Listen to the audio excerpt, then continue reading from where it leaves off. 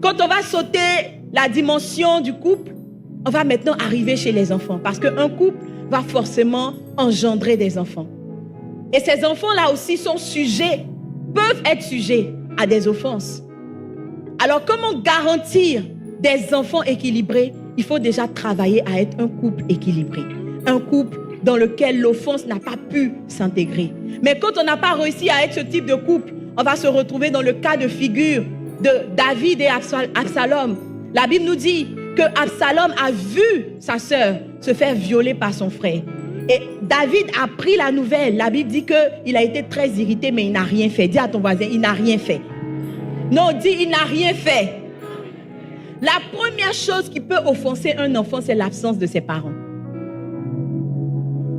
Un enfant qui grandit sans parents, un enfant qui grandit sans l'amour d'un parent, un enfant qui grandit sans la présence d'un parent est déjà un enfant offensé. C'est une offense qui est subtile, qui est tapise en lui, mais qui n'a pas encore trouvé la porte pour se manifester. Alléluia! Vous devez comprendre que vous devez travailler à être des parents qui sont présents. Des parents qui, quand ils entrent dans la dimension de parents, décident de trouver le temps pour pouvoir répondre à cet appel, pour pouvoir répondre à cette capacité, pour pouvoir remplir ce rôle convenablement dans la vie de leurs enfants. Quand on parle d'absence, il y a 3 différents types d'absence que vous devez connaître. La première absence, c'est l'absence physique. Ça veut dire que tu n'es pas du tout là dans la maison. L'enfant ne te voit pas. Quand il se lève, tu es déjà parti.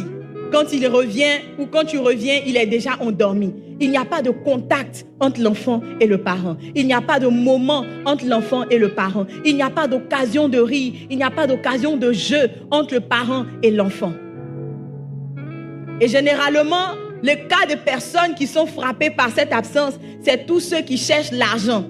Tous ceux qui sont motivés par leur carrière, tous ceux qui sont motivés, qui sont dynamisés par le fait de gravir des échelons dans la société. Dis à ton voisin, quand tu auras des enfants, redéfinis les priorités de ta vie. Est-ce que tu peux faire cette commission pour moi à ton voisin? Dis-lui, quand tu auras des enfants, il faut redéfinir les priorités de ta vie. Et si ton voisin a déjà des enfants, dis-lui, redéfinis les priorités de ta vie. Alléluia. Le deuxième type d'absence, c'est les parents qui sont physiquement présents mais indisponibles. On les voit dans la maison, souvent. Ils apparaissent de temps en temps. Mais ils n'ont jamais le temps de parler avec l'enfant. Quand l'enfant veut jouer, non, papa est en réunion, patiente un peu. Quand l'enfant veut parler, ah papa, je n'ai pas compris mon exercice, va voir maman, elle va t'expliquer, va voir le répétiteur. Lorsque l'enfant vient, ah j'ai mal ici, bon dis à ta nounou d'aller t'emmener à l'hôpital. Le parent est présent physiquement, mais il n'est pas disponible pour l'enfant. Il n'est pas disponible pour répondre à ses besoins. Il n'est pas disponible pour l'accompagner dans ses challenges. David était présent physiquement dans le royaume. Il était présent, mais il n'était pas disponible pour régler les challenges qui se passaient entre ses enfants. Il n'a pas trouvé le temps, dans toute sa carrure de roi, il n'a pas trouvé le temps de venir faire asseoir les coupables, de faire asseoir les personnes concernées par l'histoire afin de la régler. Alléluia. La troisième catégorie d'absence, c'est les personnes ou les parents qui sont physiquement présents, disponibles mais indisposés. Ils sont physiquement présents, ils sont disponibles parce qu'ils n'ont peut-être pas grand-chose à faire ou qu'ils sont en vacances, mais ils ne sont pas disposés, ils ne créent pas les opportunités. Ils ne savent pas comment jouer avec l'enfant, ils ne savent pas comment créer des temps de sortie. Ils sont là, mais ils ne sont pas actifs dans la relation. Ils sont là, mais ils ne trouvent pas le temps et les opportunités de créer ce lien entre les enfants et eux. Quelqu'un me dira, mais si je suis présent, c'est déjà bon.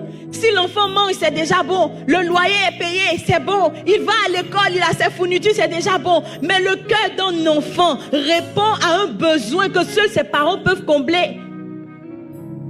Il ne s'agit pas juste d'être présent. Il s'agit de remplir son réservoir émotionnel. Il s'agit de donner à l'enfant ce dont il a besoin. Il s'agit de se positionner comme un modèle dans sa vie. Il s'agit de répondre à ses attentes. Il s'agit de construire sa personnalité. Il s'agit de bâtir son caractère. Il s'agit de tracer des voies pour lui. Alléluia. Demandez à vos enfants, est-ce que vous pensez que nous sommes des parents présents? Est-ce que tu penses que je suis un bon papa? Est-ce que tu penses que je suis une bonne maman? Pour pouvoir vous cadrer, pour ne pas que vous puissiez être des parents d'enfants offensés, qui vont garder dans leur cœur la blessure de l'absence du parent. Pensant que tu étais là, l'enfant a trouvé dans ton esprit et dans ta manière de faire un parent absent. David pensait que juste se fâcher, ça allait régler l'affaire. David pensait que juste montrer qu'il était énervé, ça allait régler l'affaire. Mais pendant qu'il n'a pas exprimé son attitude, il n'a pas exprimé sa volonté, il ne s'est pas prononcé dans l'histoire, il a créé de la haine dans le cœur d'Absalom. Absalom s'est dit, j'ai un père qui était au courant de cette histoire et il n'a rien fait. Il n'a pas levé le petit doigt. Il ne s'est pas prononcé pour juger Amnon. Parce que David n'a pas joué son rôle. Absalom a décidé de tuer son frère. Il a décidé de se rebeller contre son père.